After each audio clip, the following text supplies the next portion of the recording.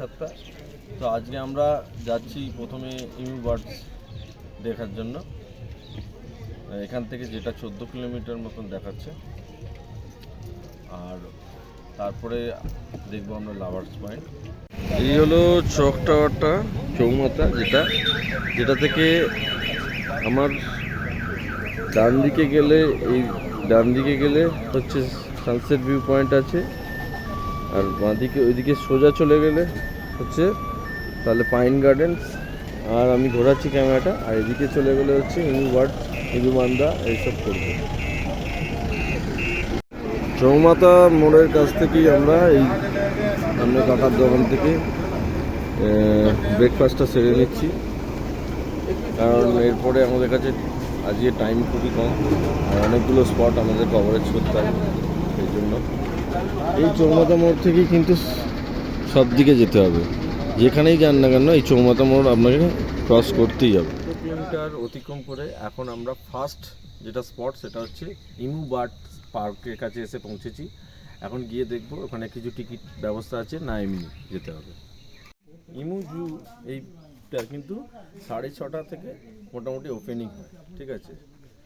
আর এর টিকিট হচ্ছে, আমরা 5 জন ছিলাম, এখানে 200 টাকা টিকিট কেটেই ভেতরে ঢুকতে একটা সুন্দর পরিবেশের মধ্যে অবতরণ করলাম আমরা।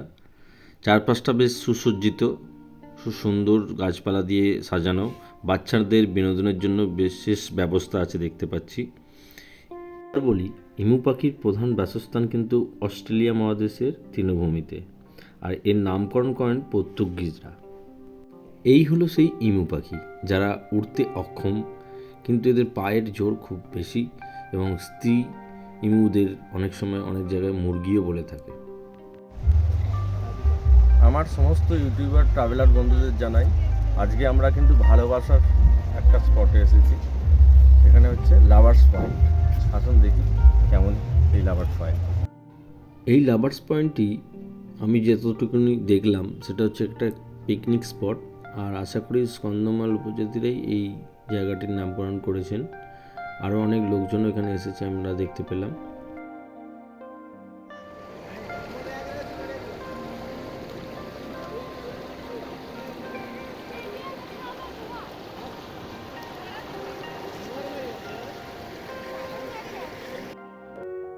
যেতে যেতে পথেই একটা সুন্দর ভিউ পয়েন্ট দেখতে পেলাম, তাই দাঁড়িয়ে পড়লাম, একটু ছবি ভিডিও তুলে নিলাম। আন্দাসুরু হিলটপ দেখতে এসে আমরা অনেক রাস্তা ঘুরে ফিরে লাস্টে একটা দাদা আমাদের হেল্প করলো আসার জন্য। তো সেই রাস্তা দেখিয়ে প্রায় 4 কিলোমিটার নিচে নেবে আমরা মান্দাসুরু হিলটপের দেখার জন্য এসেছি। কিন্তু এখানে একটা নতুন ফলস আমি দেখতে যাচ্ছি এখন, পিসক ব্লুন্ডু বলে, যেটা কিন্তু আমাদের ওয়াচ লিস্টে ছিল না এবং অনেকজন এটা দেখায়ও নি। এই হলো সেই ওয়াটারফলসের গেট। এখানে 10 টাকা করে পার পারসন টিকিট কেটে ভেতরে ঢুকতে হবে, আর একটা করে লাঠি দেওয়া হচ্ছে, যে লাঠিটা নিয়ে 400 মিটার মতন ট্রেক। হ্যাঁ, তেমন এটা কষ্টকর আছে। এখানে রাস্তা খুবই খারাপ অবস্থা, পাথর কেটে কেটে কোনোভাবে লাগানো আছে। তো বর্ষাকালে এইখানে রাস্তা খুবই পিচ্ছিল হয়ে যেতে পারে, খুব সাবধানে ওঠানামা করা উচিত।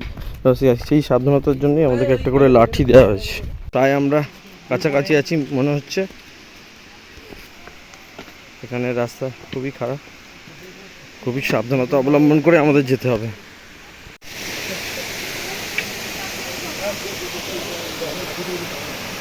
সেই ওয়াটারফল বীরভূমা ওয়াটারফলস বলা হয় এটাকে। এখানে একটা সেট করে দেওয়া হয়েছে ওপরে, এখানে বসার টেবিল সিমেন্টের,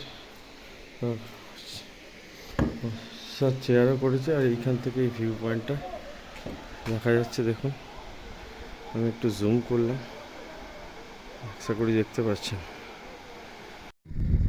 আমার সমস্ত ইউটিউবার সমস্ত গ্রুপকে একটাই বলি যে আমরা যখন দারিংবাড়ি থেকে আসছি মান্দাসুরু হিলটপ দেখতে, তখন কিন্তু আমরা এই রাস্তা দিয়ে আসি।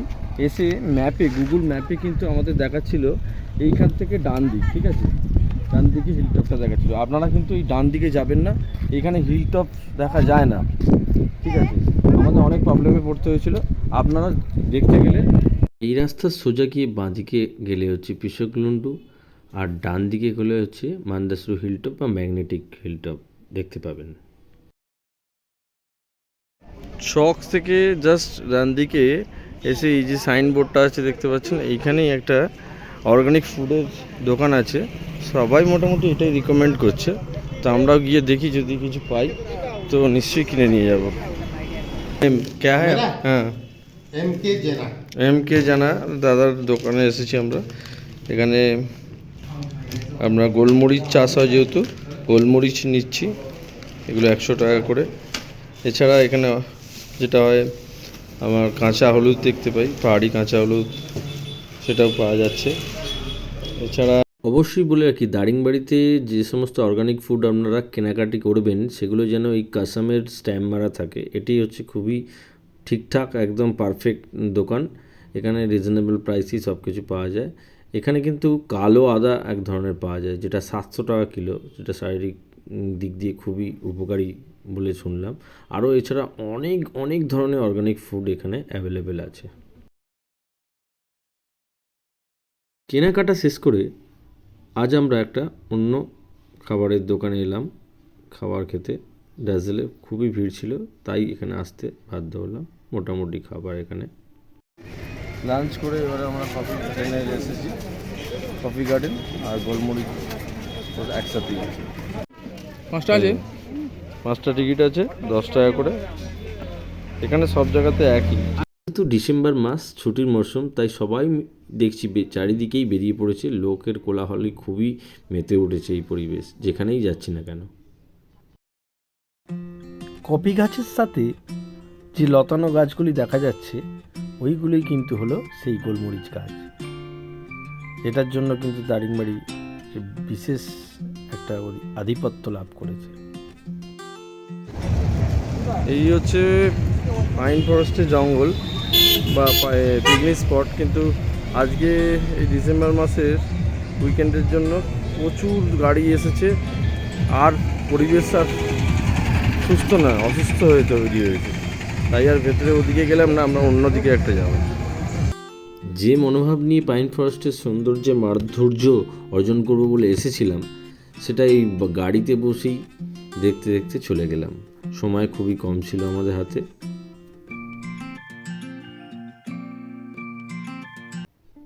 পথে যেতে যেতেই এসে পৌঁছলাম দারিংবাড়ি ঘাট ভিউ পয়েন্ট।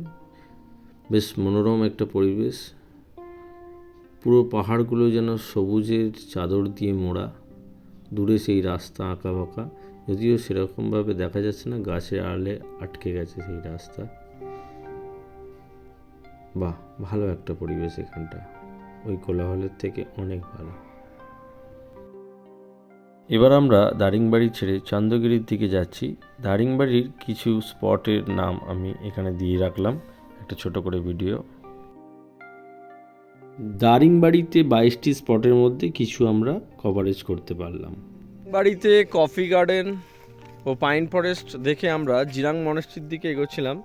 তো যেতে যেতে পথেই দেখতে পেলাম হাড়াভাঙি ড্যাম। তো এই ড্যাম্পের এই হচ্ছে আমার পেছনে এই ড্যামটা। দারিংবাড়িতে যে সমস্ত স্পটগুলি ঘুরলাম তার মধ্যে অন্যতম আমার কাছে হাড়াভাঙি ড্যাম। তার সৌন্দর্য মাধুর্য খুবই সুন্দর। সন্ধে নামার মুখে বলে পিকচার কোয়ালিটিটা আমার অতটা ভালো আসছে না আমার ফোন থেকে, তবুও খুব সুন্দর লাগছে এই পরিবেশটা।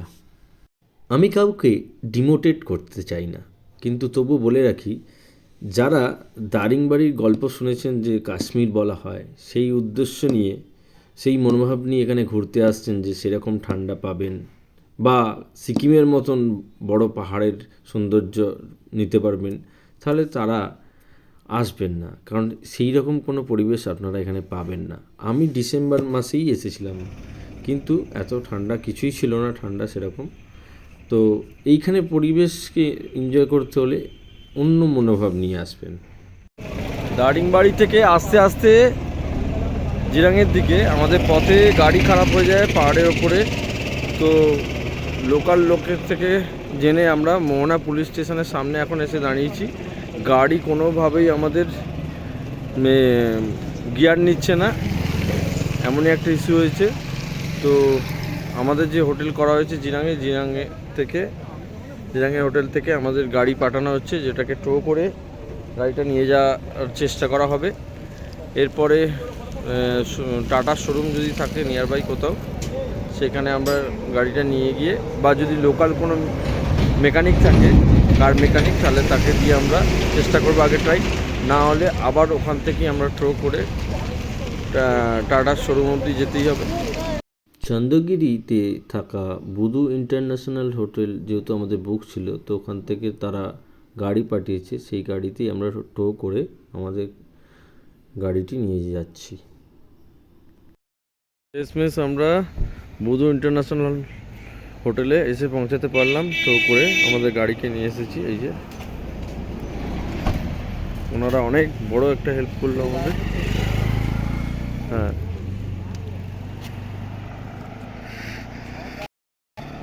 মোহনা স্টেশন থেকে আমরা তো আটকেই পড়েছিলাম গাড়ি নিয়ে, আমাদের গাড়ির সমস্যা নিয়ে। তো এই দুই ভাই আপনাদেরকে শুনতে কিছু শো করে এরা অনেক হেল্প করেছে রাত্রিবেলা, যদিও এটা বুধু ইন্টারন্যাশনাল হোটেল থেকে পাঠিয়েছিলেন এদের। তো যাই হোক, এরা অত রাত্রিরে গিয়ে আমাদের গাড়িটাকে টো করে একদম সাবধানে আমাদেরকে হোটেল অবধি পৌঁছে দিয়েছে। এই দুই ভাই এখানে শুধু এই কাজটা নয়, এরা সাইট সিনেও ঘোরায়। অবশ্যই তোমার নামটা, এর নাম সঞ্জয় আর তোমার নাম অতনু। এরা দুজনে বুধু ইন্টারন্যাশনাল হোটেল কা ऊपर एक ही এখানে একটা রুম, एक ही रूम सेम है नीचे টিভি, এসি भी আছে, টয়লেট, টয়লেটের লাইট सेम रूम এখানে একটা নিচে একটা ঠিক এইখানে লাইটটা কোথায় টয়লেটে? वो साइड में वो হুম। और एक नीचे है पास में नहीं नीचे नीचे नीचे नीचे वो नीचे की लास्ट नीचे लास्ट यही जगह इसके नीचे सेम रूम ठीक है सुना একটা কথা না বললেই নয়, চন্দ্রগিরিতে হোটেল সংখ্যা খুবই কম, হাতে গোনা কয়েকটি, তাই আগে থেকে বুকিং করে আসাই ভালো। আমি কিছু নাম্বার হোটেলে দিয়ে রাখলাম। বুধু ইন্টারন্যাশনাল হোটেলকে আপাতত যতটাই ধন্যবাদ জানাবো কম হয়ে যাবে, কারণ আমাদের সমস্ত পরিষেবাটা ওনারা দিয়েছেন, এবং দেখতেই পাচ্ছেন যে খুদ হোটেল ওনার নিজে আমাদের খাবার সার্ভ করে দিচ্ছে। সাথে এটাও বলবো যে এই হলো রেস্টুরেন্টের পরিবেশটা খুব সুন্দর সাজানো গোছানো, এবং খাওয়া দাওয়া সত্যি খুবই সুন্দর, যেটা এইখানে এসে আশা করা যায় না।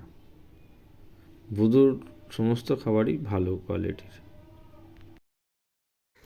সকালবেলা আমরা ঘুম থেকে উঠে, এখন তো কোনো কাজ নেই, সেই সূত্রে সামনে দেখলাম আচার্য পদ্মসম্ভবের মূর্তিটা দেখতে পাচ্ছি হোটেল থেকেই, তাই বেরিয়ে পড়লাম, দেখে আসি কেমন বানানো হয়েছে এই মূর্তি।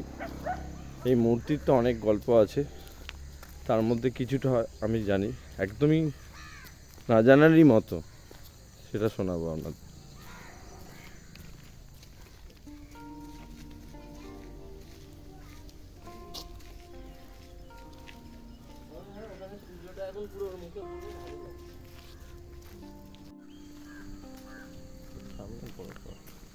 আমরা চলেই এসেছি, জাস্ট গেটে ঢোকার অপেক্ষায়। সামনেই গেট দেখা যাচ্ছে, বাইরে থেকে খুব সুন্দর লাগছে, চারিদিকে পাহাড় দ্বারা পরিবেষ্টিত ঘেরা। আর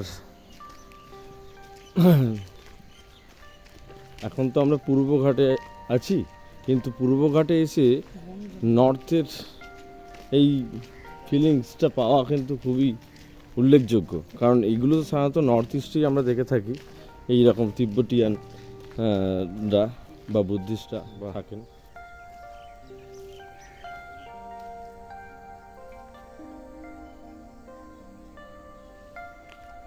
উড়িষ্যা রাজ্যের গাজীপথে অবস্থিত এই চন্দ্রগিরি বা জিরাঙ্গ মনেস্ট্রি যেটি আছে, এই জায়গাটি খুব ছোট হলেও কী হবে, এই জায়গাতে এলে আমরা সেই তিবেটিয়ান ও বৌদ্ধ সম্প্রদায়ের একটা সুন্দর ফিল অনুভব করতে পারি। এই যে মূর্তিটি, যিনি আমার সামনে যে মূর্তিটা দেখছেন, এটা হচ্ছে আচার্য পদ্মসম্ভবের মূর্তি, যিনি ওডিদিয়ানা থেকে এসেছিলেন। ইনি হচ্ছেন সপ্তম শতাব্দীর একজন বুদ্ধিস্ট সন্ন্যাসী, যিনি এখানে এসে এই বৌদ্ধ ধর্ম সম্প্রচার করেছিলেন। এনার এই মূর্তি কিন্তু শুধু এখানে নয়, অরুণাচল প্রদেশ ও সিকিমেও আমরা দেখে থাকি। এই সুন্দর পরিবেশটা আমাদের হোটেল থেকে হাঁটা পথেই ছিল বলে আমরা পায়ে হেঁটেই সকালবেলা চলে এলাম। সত্যি সুন্দরভাবে বাগানটা সাজানো গোছানো, এবং সামনে দেখতেই পাচ্ছেন স্তূপ কিরকম পরপর বানানো আছে। আমাদের ছেলেরা যথারীতি এই মনোরম পরিবেশের সৌন্দর্য উপভোগ করতে ব্যস্ত হয়ে উঠেছে।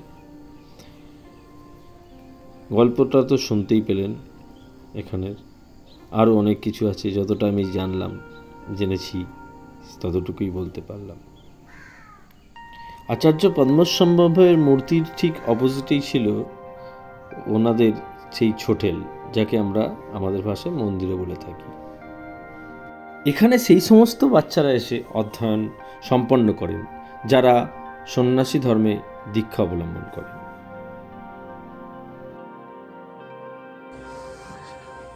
এই দিকটা হচ্ছে পুরো ওদের একদম থাকার জায়গা।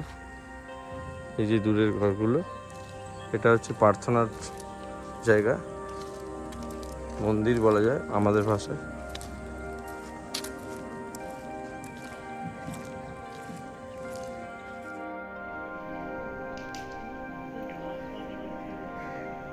এরা নিজেরাই রান্না বান্না করছে। হোটেলের সামনে থাকা এই গ্যারেজেই আজকে আমাদের সারা দিনটা কাটলো। কোনো জায়গায় ঘুরতে যেতে পারলাম না, কারণ এমনই একটা স্পেয়ার্সের প্রবলেম হয়ে গেছে, যেটা বেহরামপুর বা বহরমপুর থেকে নিয়ে আসতে হবে। তার জন্য একটা দিন সময় লেগে গেল আমাদের। আজ সকালেই প্ল্যান করে নিয়েছিলাম যেমন করেই হোক আজকে আমরা সাইট সিনগুলো ঘুরে দেখব, তাই এই অটো করেই আমরা বেরিয়ে পড়লাম।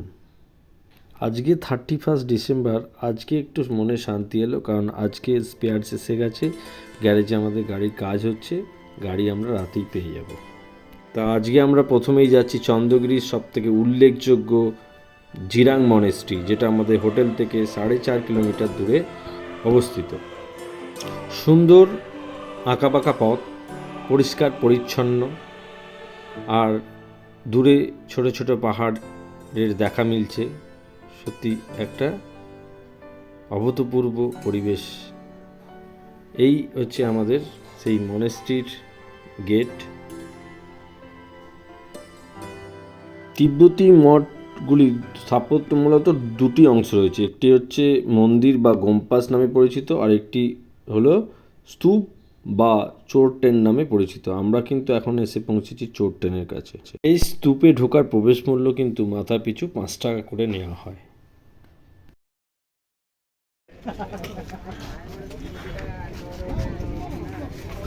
চলো, এখানে লেখাই আছে, ব্যানার দিয়ে আছে, যদি এইরকম ড্রেস আপ করে আপনি সাজতে চান তাহলে 5 মিনিট থাকলে 50 টাকা করে লাগবে। এই হচ্ছে স্তূপটা।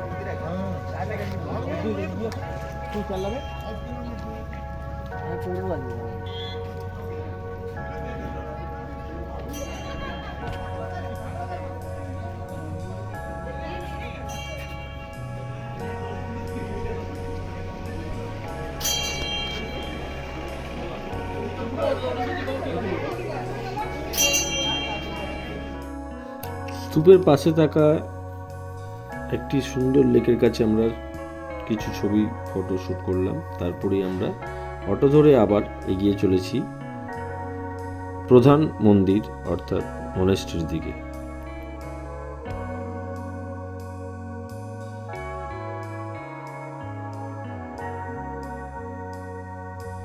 এই হলো সেই গাড়ি পার্কিংয়ের জায়গা। গাড়ি পার্কিংয়ের জন্য এখানে কোনো রকম মূল্য নেওয়া হয় না। এখানে সমস্ত স্পটেই ভালো পার্কিংয়ের ব্যবস্থা আছে।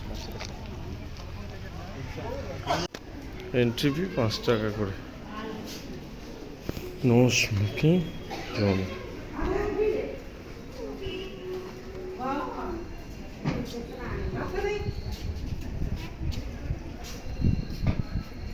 সত্যি অপূর্ব।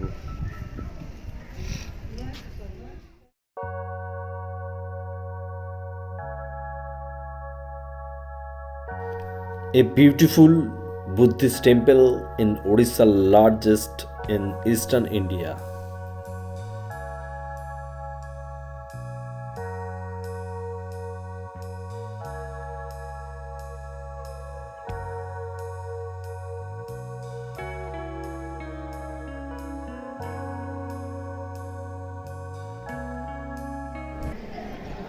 এই হচ্ছে জিরাং মনেস্ট্রি, যেটা উড়িষ্যা জেলার গজপতি ডিস্ট্রিক্টে অবস্থিত।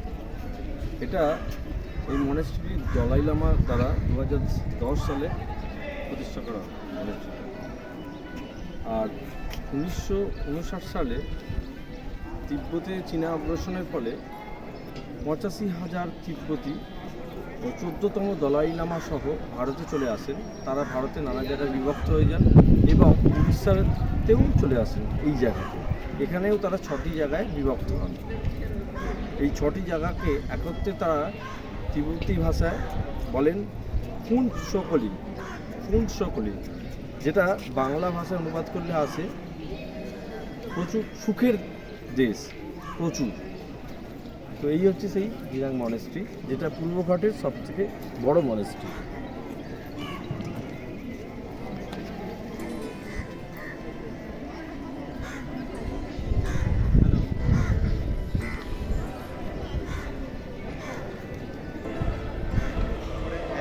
ভেতরে তো এখন সব দরজা বন্ধ, কোনোভাবে অ্যালাউ করেনি।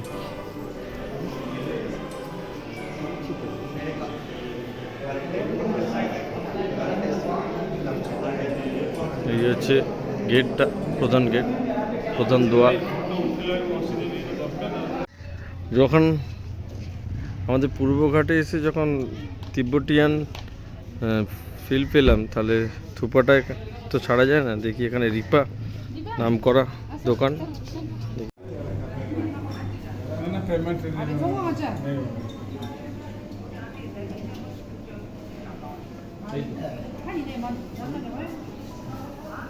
খুব সুন্দর একটা থুপ্পা টেস্ট করে এবার আমরা মনেস্ট্রির সামনে থাকা খাসাদা ওয়াটারফলসের কাছে এসে পৌঁছালাম। এখানে পার্কিং চার্জ 20 টাকা করে নেওয়া হয়।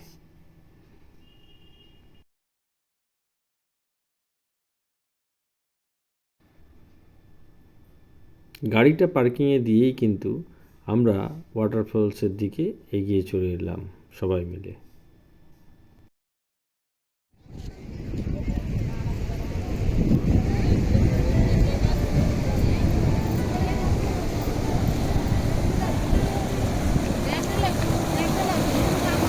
কোনো একটা বিকাল বেলায় সুন্দর মনোরম পরিবেশ উপভোগ করতে হলে খাসাডা ওয়াটারফলসটা কিন্তু খুব একটা খারাপ নয়। আজ ছুটির দিন বলে যদিও এত কোলাহল শোনা যাচ্ছে মানুষের, নাহলেই ভালো।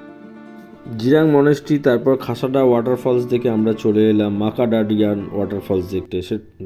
সত্যি এটা খুবই সুন্দর, অপূর্ব একটা ওয়াটারফলস যা দেখতে পাচ্ছি। অন্যান্য ওয়াটারফলসের থেকে যথেষ্ট উন্নত মানের, যাকে বলা যায়, মানে সৌন্দর্যের দিক থেকে। এটি আসতে 23 কিলোমিটার আর 40 মিনিট মতো সময় লাগলো আমাদের। একটু প্রথমে রাস্তাটা এবড়ো খেবড়ো আছে, একটু স্টিপ আছে, কিছুটা হেঁটে আমাদের পার্কিং করে যেতে হচ্ছে। দূর ওই ওয়াটারফলস দেখা যাচ্ছে, চারিদিকে ঘন জঙ্গলে ঘেরা, আর যথেষ্ট জলের স্রোত লক্ষ্য করা যাচ্ছে।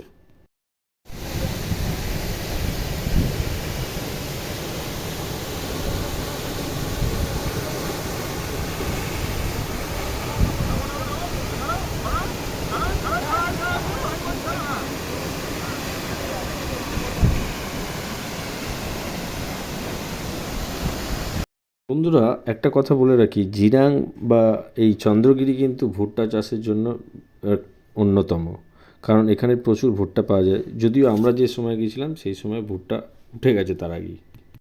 আমার যে সমস্ত বন্ধুদের টাটার গাড়ি যাচ্ছে তাদের জন্য একটা সমস্যা কথা বলে রাখি। টাটা যাই গাড়ি হোক না কেন, যদি দেখেন যে কিছুদিন যাবত আপনার গিয়ার ঠিকঠাক পড়ছে না বা একটা আওয়াজ আসছে, তলা দিয়ে কোনো রকম অয়েল লিক করছে মনে হয়, তাহলে কিন্তু सिलेंडर प्रॉब्लम আসছে, বুঝে নেবেন। अच्छा, गल्फ इंजन ऑयल। हाँ, गल्फ इंजन ऑयल के लोकेशन में डालेंगे। हाँ, यहाँ कहाँ गल्फ ऑयल का डीलर कौन है बता तो देगा। मेरा आ जाएगा। ठीक ও আচ্ছা আচ্ছা, ওরা এ থেকে করে গেছে ডিলার হিসেবে। থ্যাংক ইউ দাদা, আপনি যে আমাদের আমরা খুব সমস্যায় পড়েছিলাম, আমাদের গাড়িতে একটা বিশাল প্রবলেম হয়ে গেছে, যার ধরুন গিয়ার নিচ্ছিল না যাকে বলে যায়। তো এই পুরো কি প্রবলেমটা এক্স্যাক্ট দাদা বলে দিতে পারবে। হ্যাঁ, তো দাদা আমাদের প্রবলেমটা কি হয়েছিল দাদা? वो तो सीएससी का सिलेंडर है क्लच का, হ্যাঁ, वही खराब था। ওটা খারাপ ছিল, দাদা এটা বানিয়ে দিয়েছে অনেকক্ষণ সময় দিয়ে। আমাদের এছাড়াও দাদার দুজন যে কর্মচারী আছে তারাও অনেকভাবে খেটেছে সারাক্ষণ ধরে করে আমাদের এটা বানিয়ে দিয়েছে। থ্যাংক ইউ দাদাকে এবং ওনাদের থ্যাংক ইউ, অসংখ্য ধন্যবাদ।